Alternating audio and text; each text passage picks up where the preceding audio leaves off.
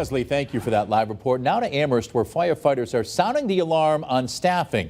They point to a fire that broke out last week. The first on scene was one engine with one captain inside, which is raising safety concerns. Western Mass News reporter Olivia Hickey joins us live in studio after getting answers about the situation. Olivia?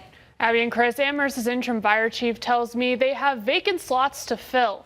Meantime, fire union leaders claim they've been calling attention to staffing challenges for years.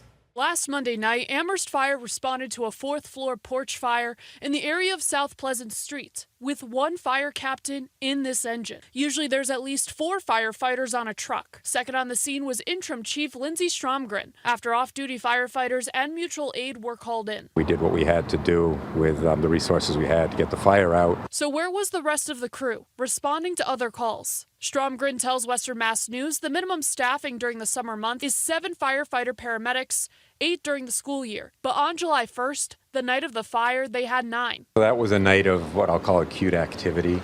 We had one ambulance call come in a little after 9 o'clock, and while that crew was still at the hospital, we had 3 more ambulance calls come in within a 5-minute period.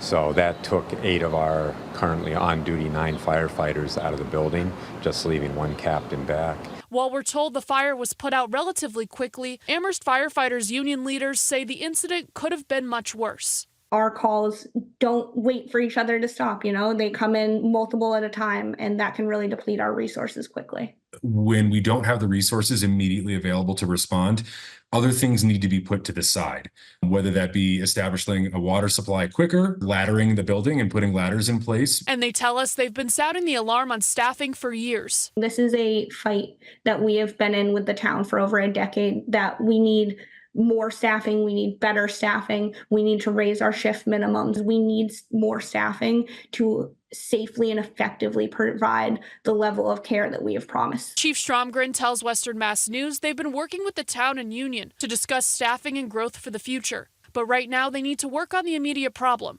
filling slots that have been vacant for months, and how they are staffing the firehouses day to day. There's a shortage of paramedics or basics, EMTs.